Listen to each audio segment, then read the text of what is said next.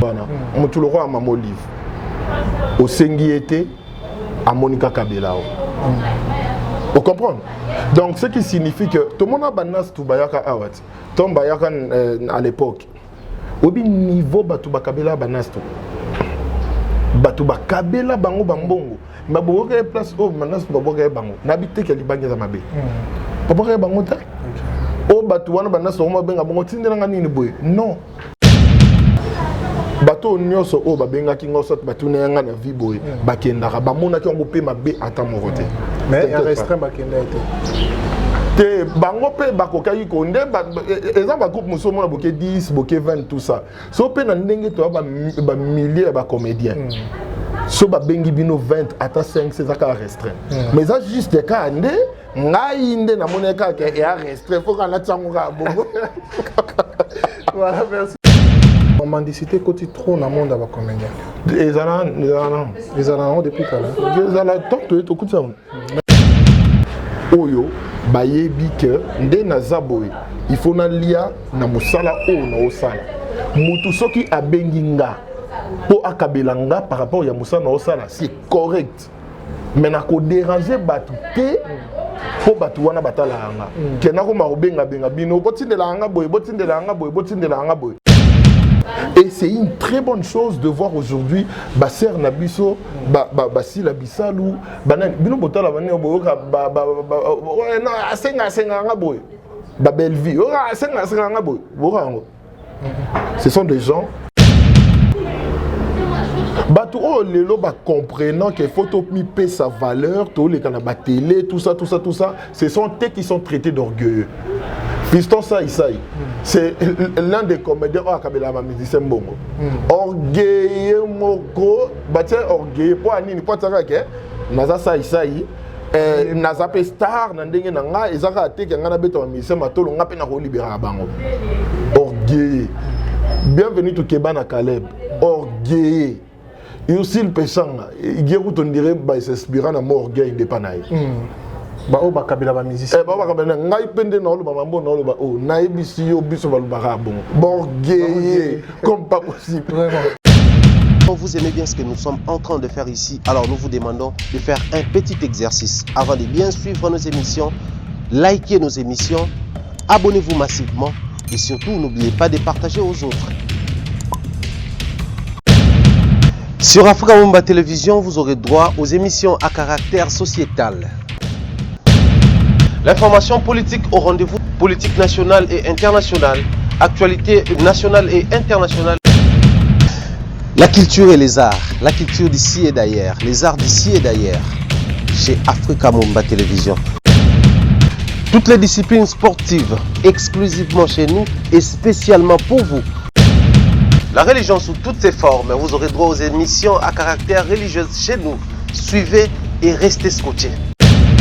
Voilà, bonjour et bonsoir très chers amis internautes, chers amis abonnés de l'Africa Mumba TV, maison de l'excellence. Un plaisir pour moi de vous servir. Je crois aujourd'hui je vais recevoir pour vous Chéri Katumba, c'est-à-dire que moi, l'artiste et comédien, Azali, artiste oiseau, ça la carrière n'est très kitoko, très positif. Et c'est avec lui que nous allons encheminer et entretenir cette émission. Notamment ma solo, tu toucher ma point belé par rapport à mon bango. Merci déjà, on surtout la nabiso. Merci à abonner nabiso et surtout au bako bakisama, au bako s'abonner. En tout cas, topé bako aimer l'émission nabiso. Et ça pendant plaisir, topé ouverture mon nez pour la koibi sabino qui est tolinga bino mais bon continuer pour ça lango. Et moi, avant de vous présenter mon invité d'aujourd'hui, là je vais remercier directement Thierry Mombaya, Ouazali, numéro 1, numéro 1 de l'Afrique, Mobimba TV, maison de l'excellence. Je te salue, pourquoi pas aussi penser comme ça, Glody Messa, on a bien équipe Mobimba. Merci là directement, je dis merci à Jeannot Batom Iyala, on a bien mère et Dani Chandou, Alain Chandou. Je suis avec Chéri Katumba. Si Thierry est avec moi, il va m'aider à dire bonjour et bonsoir. Bonjour Shadrach. Bonjour à tous les internautes, donc tous les abonnés d'Africa Mobimba TV, de l'excellent Mombaya. Excellent Mombaya, donc salut à tous quoi. Voilà, un mot surtout à toutes ces personnes qui sont branchées, connectées, scotchées au barota là, on va pécher au pena, les taux, ils topent mis sur la bamba là. Bon, je pense juste que nous allons répondre à ma préoccupation avant. Donc, base à la connecter. zapper na bango te balekisa te parce que je pense que question nyonso na réponse nyonso édifier bango to lo batande le roi basala nzambe baloba édifier. Voilà, merci beaucoup. Je pense que côté la biso sur Africa Mobimba TV c'est déjà parce que je suis avec Sherika. Artiste et comédien. Moi personnellement je le félicite parce que ça la carrière na kitoko. Alors Sherika Tumba, ça fait un long moment tout le monde a rayo na ba scène na ba film na ba scénario et belé. Aujourd'hui tu t'es lancé dans la vie professionnelle. Qui n'est pas Canal Plus, ça et là d'autres. Et alors, différence n'est que ça entre vie pour adapter de l'eau, na vie bandara, c'est-à-dire que banda carrière évidemment na Congo, na style ya maboké, mais aujourd'hui peut entamer carrière moko élargir, donc c'est-à-dire que élargir carrière par rapport il y a connaissance tout intelligence. La différence n'est aux hommes maboké na biso, to cinéma na biso par rapport il y a pas cinéma étranger. Merci d'abord pour la question. La différence, les différences, pour tout ça, en fait. Déjà, de un, c'est une question de vouloir l'excellence, en fait. Okay. Ça, c'est de un. Et de deux, et dépendre de la vision de Moto Azanango. Si on a la vision d'aller plus loin, on se battre pour se le remobo et il y a bien euro pour ça. Et tout ça peut un problème, il y a des moyens. Il y a des moyens aussi, donc les visions il y a moto, je sais pas englober les tout en fait. Les visions. Les visions moto. Et alors déjà combien de temps au sali dans le monde artistique? Ah, ça fait beaucoup de temps. Hein. Ça fait beaucoup de temps. Oh, nous avons un cinéma professionnel. J'en profite pour saluer la personne à côté de le cinéma professionnel. Fabrice Kalonji, Malabar. À Romane Napoto, donc il y a Penzane Mouto à côté de le cinéma professionnel. Donc, à l'époque, on tournait Pangiame. Ouais, Pangiame, il m'a contacté parce que on avait un ami en commun. Il m'a contacté, l'ami en question avait parlé de moi, il m'a contacté, non mon cher, en tout cas, il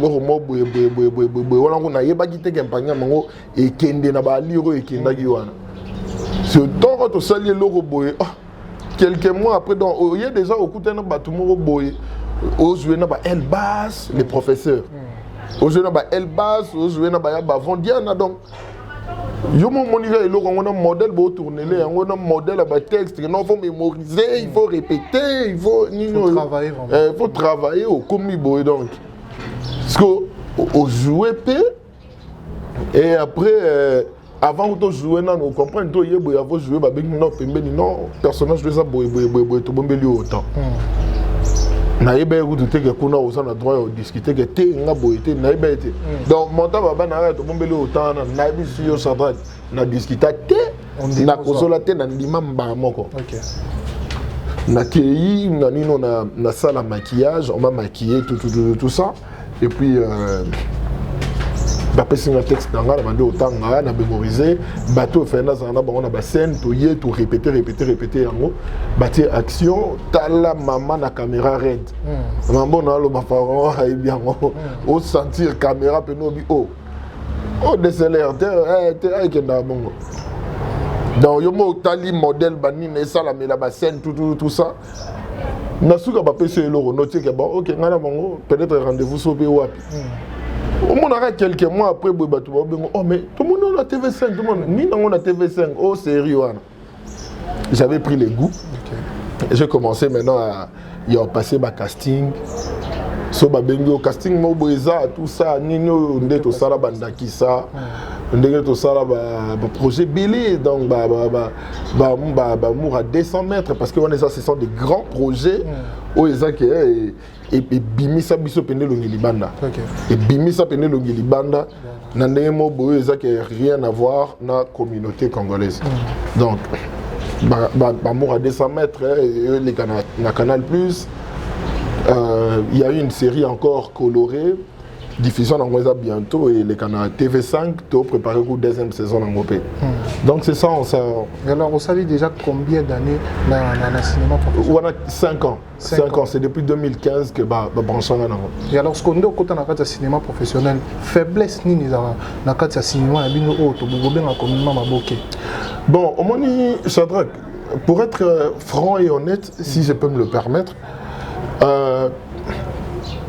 et là, tant que tu banda ko sala ngo liboso to sala ngo par passion. Na évité peut-être banda ko mususu. Mais tant que tu sala ngo par passion. Na linga ngo je vais devenir boye. Mais à un certain moment, tout ça tout comme on a besoin de rémunération. Ce comme on a besoin de rémunération, c'est en ce moment-là que parce que être célèbre aujourd'hui, ils ont vraiment charge. Ils ont charge mon cobre parce que quand on n'est pas rémunéré, au Batoubaye bio déjà que wana Shadrack, wana Mombaya, tout ça, ou comment le coup apparaître. Et en voulant apparaître, on perd ses repères. Au moment où il y a des choses qui nous sauvent, les bandes, parce qu'autant de gens il suffit de me récupérer. Ah, on comprend le surtout mon net bisoto finga comme pas possible. Si. Parce que au moment où on peut finga yo. Bon. Tout ça. Tout comme ma victime ma finga. Donc, comme il a tant moko boye. Tant que ça les locaux pour nos zonga penza, tant que ça les locaux pour na passion, ou y baté que faiblesse nango côté, ils ont faiblesse nango ya côté parce que surtout ceux qui osent linga o apprendre. Makambo wana nyoso mo nango normal. OK. Que kokemba, que blaisaille, tout ça, on trouve tout ça normal en fait. Après un moment, quand on a besoin de y a mbongo, parce que loro na ça là oyo na zape na mo loro boy, faut na sala na peine loro boy, faut na sala. C'est en ce moment-là yo komba que non. Au commis na moi kilo mukie. Au commis na moi kilo mukie donc faiblesse on a na faiblesse c'est ça yango. Parce qu'aujourd'hui tu es venu à la maison. La maison en question doit être payée. Il y a des factures. Il y a babilo rebelle même besoin il y a yo moko za na ngwana tout. Il faut ça na ngwana mbongo. Parce que na ba moi il a besoin qui ça. Tant que ça ya ba bengo na tournage. Il faut n'attendre la paix où le tournage en haut est apporté l'enga. Ceux qui tournage en haut est apporté l'enga le mobo et refoutent l'enga ta facture. C'est bon. Ceux qui tournage en haut est denga une loko mobo yanda ko soit yanga imoko. C'est bon. Mais ce que son amoni que est denga te. Il y a un mois ils ont mon tournage. Au baïna. Lui a moi raison par rapport. Mais tandis que dans le cinéma professionnel, on parle contrat. On parle contrat, donc on doit signer le papier. Nayebi on a gagné. Nape nayebi musalo fona sela yo. Donc on a pena ezake au kata boulot mobo ozagi nango au ravitailler kuna parce que bike kuna ba futanga par jour peut-être $1 par exemple. Sur $1, on a joué pendant 10 jours, on a déjà $10. $10, on a par exemple, l'euro mobile, c'est un exemple. $10 par rapport à l'exemple, l'euro on a ça là, et ça là, on a bien. Donc, faiblesse, c'est ça là, c'est la rémunération. Ouais. Parce que ils ont rémunération bien. Peu importe ma parce que faiblesse en termes de vendre l'image de notre culture à l'extérieur du pays par rapport à tout le monde à Nigeria, Ouest africain, Ivoirien, tout ça là, cinéma assez professionnel parce que vous avez un cas monde là. On dit structure peut-être bisoura, on va saler un film mais moi on va s'en aller DSLR micro et un soupena micro perche. DSLR moi on appelle kenda nango.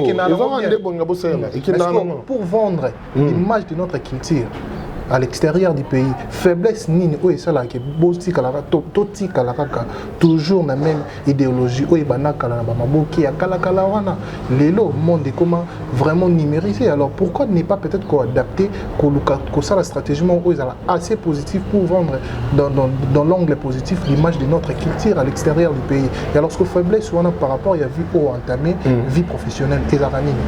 Mais voilà pourquoi je te dis que ça dépend de la vision. Ça dépend de la vision moto et dans le respect. Je vais te dire une chose. Dans le baron, on a souvent, il y a un adage que j'utilise souvent. on t'achètera que par les prix que tu te vends. Voilà. Ce qui aux omités cachers, on peut attendre à discuter discuter en fonction de la grandeur na o yo zanango. Vous comprenez? Si aux omités ka moins cher, mutu peut tango oya ko discuter na yo, discuter na yo, tikaka discuter. Mutu musa rozala arana posa ya na yo. Makasi par exemple na ba projet na ye. Po ya mona ko na bande ngobo. Mais une fois que approché yo, alandi fonctionnement na yo, ndenge oyo travaillaka. Soki eza fonctionnement mo ya malongati. Nde akozope na mo valeur te. Vous comprenez? Voilà. Eza eloko o biso photo za na ngona mutu. On doit manger na sueur à front na biso. Ngai personnellement nakoki ko vivre te na mbongo ya matolo. Parce que de un nazara pena na moi kilo wana. Na rapenza na moi kilo wana ke na nini boy. Au moins ozala Madeleine Kazadi Queen of Ravenna. Au moins ozala Jonathan Ngana. Pour wana ok na bino na bandenge wana. Ah, obi yenda bwena ampiaka, obi non parce que ça c'est autre chose, c'est autre chose au fait. OK. Mais si à ce qui concerne Moussala, c'est une vision na yo ezanini. Si tu te trouves grand que na joué na banzonzing batu ba monanga e fongwelanga batu o ebele ba approcher nga so na problème na bengi bango. Ce qui wana eza vision c'est bon. Mais est-ce que on a vision en gâté? On a vision en gâté. On a vision en gâté. Tant dans ça les locaux je dois être rémunéré parce que dans ma bosse là. Dans ça là les locaux on a le ingété na sentiment té. Parce que dans ça les locaux moko boye na sentiment na zone inda kuna na nzala. Et on parlait de ça on dirait qu'abino mutoboma kopa parce que mutoboma kopte ça va que on a lo bana yo c'est une question ya vision ya mutu. Mutu na mutu azana vision na ye. Ngai na kosala na nga iloko té. Kaka po nazana besoin de visibilité. Non ça n'a pas na bongo te. Ce qui est dans ça les loro mobo ça doit m'apporter quelque chose. Il faut la sentir que non et loro na sali oyo et même ligne loro moko boy quand je parle de loko na qui est bien na pekunya. Quand tu m'appelles pour tourner, c'est que ça poto lukambongo. Je dois aussi me retrouver. Wana o vision na compagnie ngolelo. Je dois aussi me retrouver. Parce que là, je suis en occupation dans la mususu. Si on a tiki, on a dit na sala oyo. Je dois me retrouver. Na cinéma so ba bengio na projet, c'est pour gagner l'eau quelque part. Est-ce que vous pouvez imaginer l'élo à ce qui concerne l'art, il y a biso na habité ce qui nino art musique, art plastique, tout ça na biso ba tolega na télé. Les gens ont battu sa biso valeur, t'es na longo li ba journaliste quoi. Ba o ba sa valeur, t'es les gars tout ça ba comédien. Ba o ba sa valeur t'es ko les gars tout. Et ça va on met tout que non et paille, tout ça est paille. Shadrach, je donne un exemple. Autant la na télévision. Ou fan na ngomo na danger. Shadrach yo oyembaka na ba quartier. Vous comprenez? Oyemba na ba quartier dino musicien mo bonzamba sali grâce au na orchestre minene tout ça pendant que tu es là oyebi nga na star na yo OK nzamba sali au grâce nzembo bete sali succès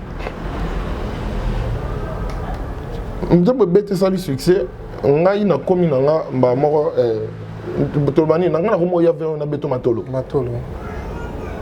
non, il y a vers, il y a béton matolo. Il y a un lobano qui non, on t'achètera que par les prix que tu te vends. Voilà.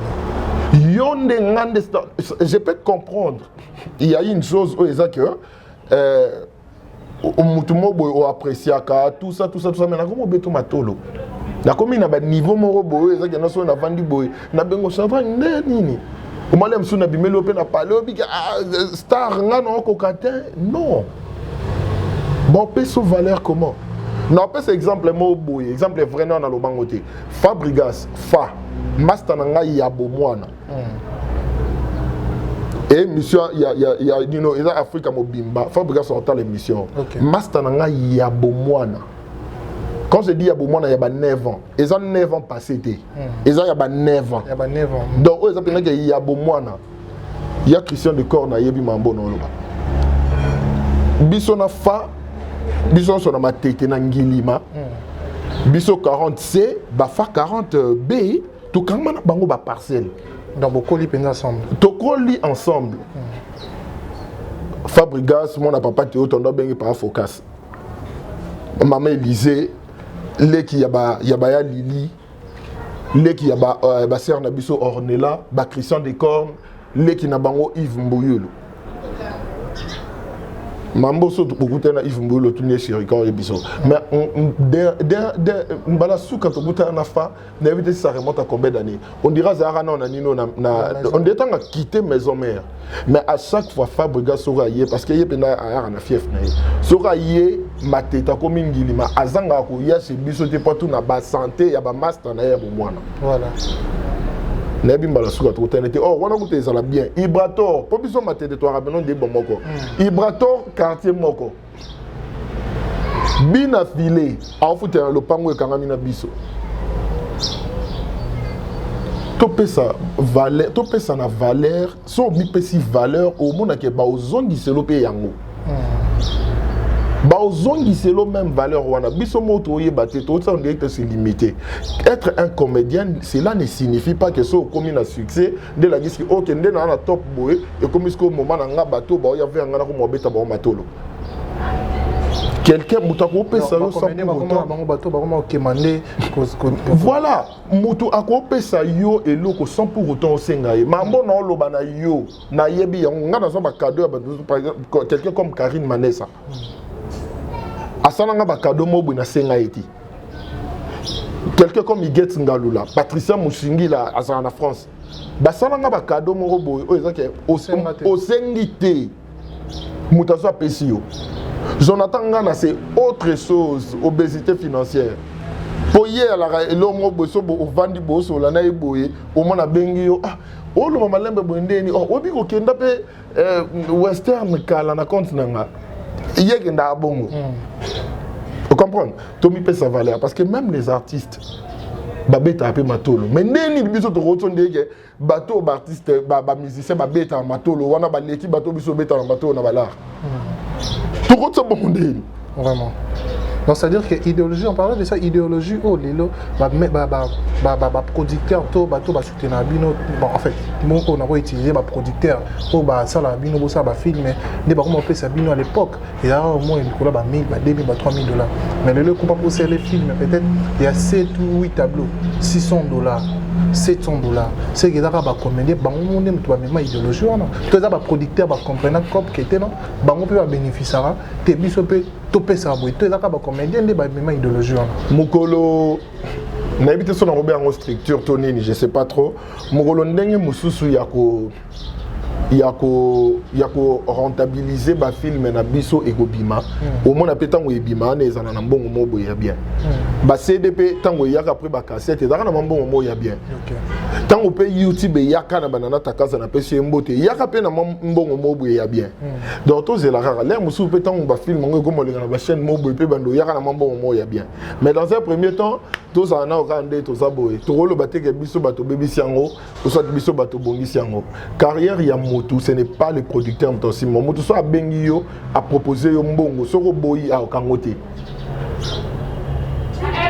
Ça la constamment robo lelo pour peut-être qu'aujourd'hui aux chances il y a encore un cinéma professionnel. Tout le monde a cette chance. Que personne ne te trompe. Tu vois tel que tu es là, il suffit que tu passes ton casting. Si tu es intéressé et que Monique répond à mes critères, au saliango. Au saliango, c'est bon. Bato oh lelo ba comprenant que photo mi paie sa valeur, tout les canaba télé, tout ça, ce sont eux qui sont traités d'orgueilleux. Piston ça, c'est l'un des comédiens à Kabila Musicien Bongo. Orgueilleux moko, batia orgueilleux pour anini pour tara ke naza ça naza pe star na ndenge na nga ezaka te ke nga na beto musicien matolo nga pe na ko libérer bango. Orgueilleux. Bienvenue to Kebana Caleb. Orgueilleux. Et aussi le péchant, il y a où on dirait bah s'inspirant à mon orgueil de panaï. Ba o ba kabila ba musicien. Ba kabila ngai pende na lo ba mambo na lo ba o na ebisi yo biso ba ba bon. Orgueilleux comme pas possible. Vraiment. Sikoyo to lo ba soni. mais autant qu'on a bakko bandeko musu peut-être bakko on a bandeko mobo mais bateau on atteint les bateaux que ba comprendre yango ba monongo normal tous bon moi bateau on a tout ba orgueilleux comme pas possible bison nous surtout wana. Non, apparemment, les lopés na monde na bino ba comédien, ba structure comme belé, ba tuna ba tuba na ba tuna bango, ba oyo bazarana, ba oyo bazarana, ba oyo pas monique moi classe nanga et peut-être yo classe no msomoni be bon. Classe nous a irsil pe charme. Classe nous a sai. Classe nous a autant la msu ah. Tuna benga msu vie de loin, tuna benga mutu tel boy, tuna benga mutu moro boy ah non mikiti ça non kita, et non en été, et non saleté. Moi différence n'est comme ça komata to bokabwana to boyorana penza kona benga bango na nini genre que boss ensemble je cop mon reboyer style mon reboyer pour ma mozo lo ba oyo et là bien pour le bien on a TV bandeko ba Hollanda peut-être il y a esprit à mendicité si là mais pourquoi ne pas peut-être pe solo là to ebi mutu mo sala ngo genre master mo ba sala comme mo buzo ba bongo ezo salir to terminer image na bino ba comédien teo solana et puis to bobana bovana peut-être bino bato bokamana ba xi ba sai et tout machin tenga na kangama déjà na kangama na saïté ça c'est exemple cas exemple au moins tant le big na ba classe na bino non il n'y a pas de classe il y en a dans le bac et ça vision à moto et ça conception ya moto. Aujourd'hui, je suis content de voir qu'il y a des gens qui font des ça la boulot mokobo il y a bien ma casse en plus baoye baba oyo baza. Vous comprenez? Bandeko basé belé, ça la boulot il y a bien en plus baebi ba o baza. Ngelo ko ngala mona na dérangeant ngezaka moko. Un comédien tu fais plaisir aux gens. Aux gens à succès et belé. Vous comprenez? On a aux a succès, aux a banini et belé mais surtout comme une période na yo ya anniversaire. Il faut le côté on a Facebook et non on a besoin de cadeau boutique ngate. Ceux qui ni bo on a besoin ni boutique ngate non. Na autant mon actrice nani to na besoin niveau monter na bango mais Taraji P Henson autant fête anniversaire ne awa na yacht tout ça na mon na place à publier sur Instagram te que vous bien ba cadeau oh biso to na ba actrice na ba acteur hein il y a grave pe ba be ngoni ya ka fuso pende ne to lo barawana bazali moi c'est juste ça ils ont été dans la classe moko na banani nani non ils ont pété que bandeko musu ba na c'est c'était parce qu'il y en a besoin d'éclaircissement pour dans un film on a ça là je joue avec tout le monde na rubenga motubo ni no net ba master bandeko nyoso wana ba sala musala bien ezaka que ba yeba na bango o baza ba yebi ke ba na succès ba yebi ke ba star parce que baza ba star tout se trompe arrêter pour biso na ndenga Congo de to boya maramusu tikaka to boya biso to mona moto aza grave eza moto libanda oya kati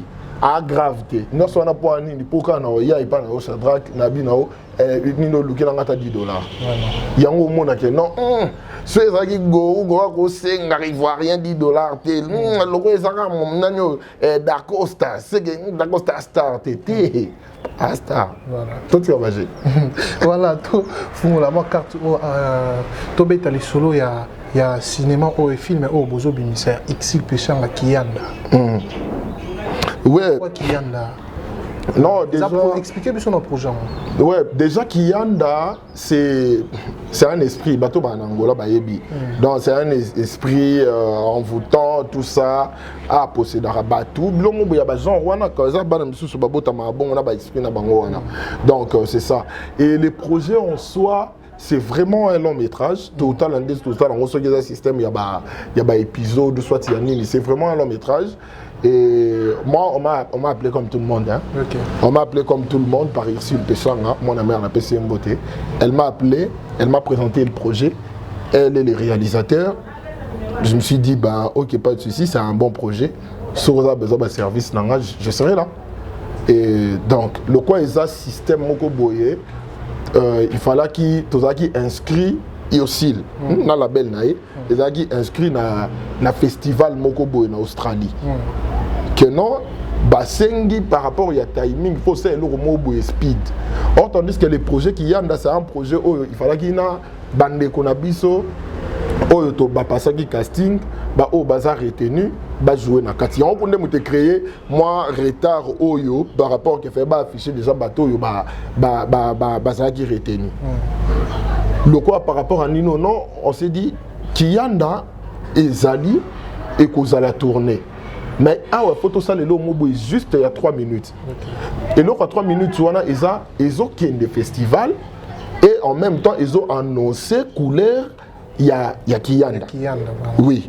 Donc, on a juste so batali vidéo, on bien on appelle bandi, moi bandi balogo mo ezebele belé parce que ils ont ndenge au festival en Mosengelaki. Mais on a tourné au Wana et qui maintenant bande qu'on a biso oyo ba passer ba casting na bango en tout cas va excuser biso parce que il fallait qu'il tournage ils ont biso peu moins temps. Ils ont biso peu moins temps. Il fallait qu'il aussi ça yango et après to relancer bande on a biso wana comme ça bako taba expliquer bango histoire en plus ba répéter pe mandam parce que la majorité ce sont des gens où ba sala pendant au théâtre qui ba répéter ba yé ba za la fil d'idée ba continuer l'histoire. Alors ba acteur ning au bazala qui est sélectionné dans Kiyanda. Non mais il y a un autre biso on te base la raba mon ngo. Ou soit tu solo bela extrait wana. Oui, il y avait moi.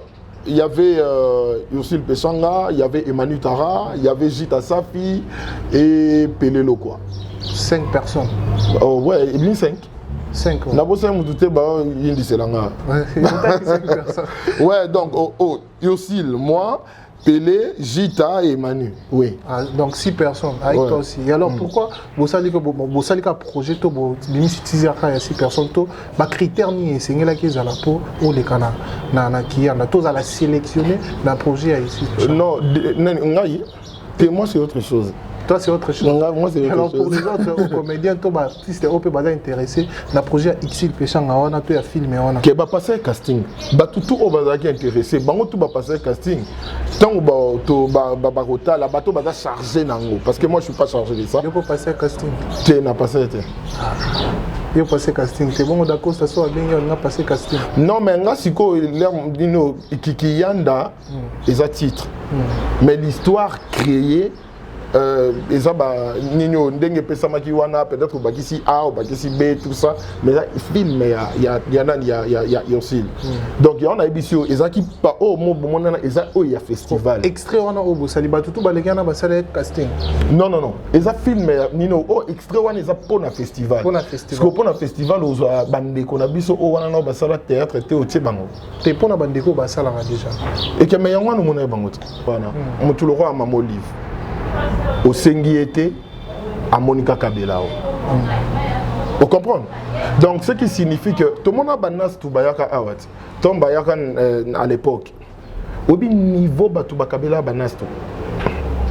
Batuba Kabela bango bambongo. Ma boga place au manas boga bango. N'habite que libanga za mabe. Boga bango ta. Oh batouana banas au ma benga bango tindela nini boy. Non. Et c'est une très bonne chose de voir aujourd'hui Basser Nabiso, Basi Labisalou, Banan, Bino Botala Bani Oboka, ouais, non, Asenga Boy, Babelvi, Asenga Boy, ce sont des gens, Oyo, Baye Bike, Nde Nazaboy, il faut nalia na musala o na osala. Mutusoki abenginga, po akabelanga par rapport à Moussa na osala, c'est correct.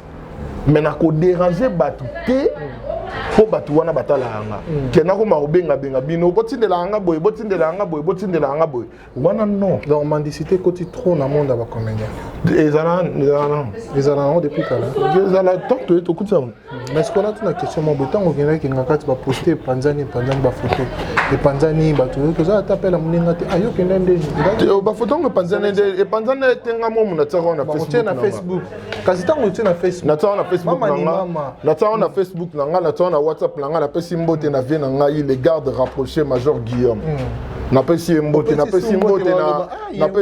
na maman Angèle Kanam ba teke bango nem to ba kotio na kata maman et ça la pelote a bien vous appelez TM ninga tuna ezaki ndeni yo kenda tuna to benga ka bongo so to benga ka bongo mote na tena ngamo pena kan biso nyoso to benga bongo to pe ba benga ki o bobo benga tenen ngana benga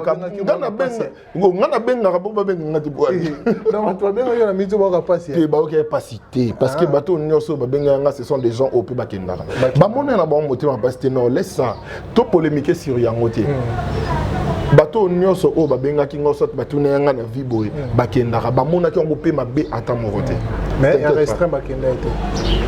Te bango pe bakokai ko nde exemple ba groupe musomo na boké 10 boké 20 tout ça so pe na ndenge to ba milliers ba comédiens so ba bengi bino 20 ata 5 c'est ça ka restreint mais ça juste ka nde ngai nde na moneka ke ya restreint faut kana tsango ka bongo. Voilà, merci beaucoup. Comme la vision dans ce qu'on a évité, to solide moi ba angle et belé. Moi je pense que tu vas retenir les pour na émission ya lelo. Donc voilà. En tout cas, merci beaucoup na bato no sobotali biso nzamba pambola bino apesa bino ba posa mitema na bino. Ba oyo to betisi libako parce que tozara bato. Ba oyo to betisi libako.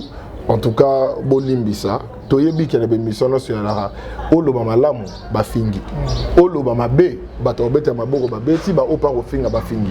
Donc nzamba za na bino na pesi mote na bandeko nyonso na dédicace non na mendicité pour na ba comédie lobela ngotia. Mendicité ndeni diso so pas comédie ba comme mikiti sama. Non, ngana lobby ba comédien ba yebaka o baza c'est tout. Batika commandé pas n'importe qui. Que n'importe qui ndeni mutu n'importe qui azate. C'est juste que faut yebelo moko. Ce qui mutu abengi o lelo, qui na CP là ko joua ka bien tout ça à sali au cadeau. C'est une très bonne chose. Il y a aussi de ces fans au habit que niveau na CP là na ndo joueur en tout cas na ndama bete. Ngana za wana pour na soutenir yo. Soko za na besoin ya iloko yebisanga baza bafani ya bongo baza siko wana skonde barande bafani bobo ya ba vrai siko to abena bafani mususu ezake téléphone soki déjà mono oyoso obengi osengeka obengi osengeka télé na biso appel na oso ekoti téléphone ego sonne banda le oti lobby ayambate mususu pe moni ke dérangement leki trop abino zwabik na fait code pas OK kuna boy poto oh code existe atteint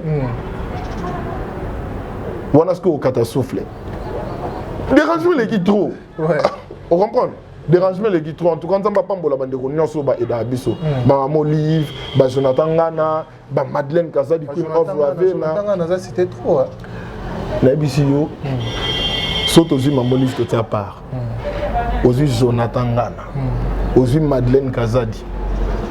Saute au buto qui est non, avant il faut boire caca bateau ba libérer anga. Au robot aura des personnes. Jonathan Ngana Madeleine Kazadi. Jonathan Ngana na Madeleine. Jonathan Ngana l'obésité financière. Madeleine Kazadi Queen of Ravenna. Les États-Unis n'est pas un royaume, mais il y a eu une reine qui coordonne. Vraiment. Et elle s'appelle Madeleine Kazadi Queen of Ravenna. Madeleine Kazadi n'a pas changé. Donc Maman Dorian, Cameron, Chanel. On a pensé aux grandes sœurs nanga, mais sponsor numéro 1. Voilà. Donc na Sanité, Aimé Kanda, Wakanda donc dans Manchester wana, Aimé Kanda. Dans Manchester wana nganda ya Nino Wakanda donc wana na Sanité grande sœur nanga Charlène Kapinga et Clovis Bichiloa en France. Mélanie Sapo, parmi Mwamba, Nani Lissou, on a profité de ça. Voilà. Desmond Chikala, Tamboué Messier Lyon, confirmé Sili, Tindela va parfait, Nangande Tomesana, Glody Galliano, garçon de luxe, et puis Lisette Moutele, si il get Ngalou Kotaki, Patricia et Kotaki. Thierry Momba, la PC Mbote. Donc je salue tout le monde, bandego nyonso, na linga bino trop, naba o lem soto solara, naba auto solara te, mais vous tous là, merci pour votre amour. Nzambaza na bino, maramuno fait qui est bien quoi. Voilà. Merci beaucoup Sérika. Tokomina souk en tout cas, il y a émission, il y a les lots. Moi je pense que ceux qui vous savez l'émission, bon hésitez à liker, non, à commenter. Moi personnellement je me dis bah émission bon il faut tout ça là on mingi pour nous réveiller bah conscience topé qu'au fond la maturité il y a bandi on a vu sur opé bah oui bah va falloir en côté personnellement moto azaraka maïele na o muninga zoloba parce que en faisant des erreurs il y a monde et ça que toi apprendre. Et alors moi je dis merci à toutes ces personnes qui nous ont suivis du début à la fin. Merci à l'association de Thierry Momara, merci à Jeannette Watomiala, merci à Dani Chando et Alain Chando, Pao Benape Wassima Mignon, Aimé Faron à Katia Istanbul Maïbron, la plus en mot de pourquoi pas aussi penser comme ça à Louise Alimassi, moi c'est dans la mouine de 16h49. Donc comme ça, mon lit est Kota, 17h et Coca. Moi, mon lit, on a des colères, il y a Louise Alimas, la piscine en moi, je suis à la fin. Je dis merci à toutes ces personnes au Balanda Kibiso et surtout à tous nos abonnés. En tout cas, je vous prie, vous partagez la émission. Soit OCP l'émission, soit commenter dans l'angle positif. Au suggestions et puis au partager ça me fait plaisir à Kitoko et puis exciter tout le monde s'abonner parce que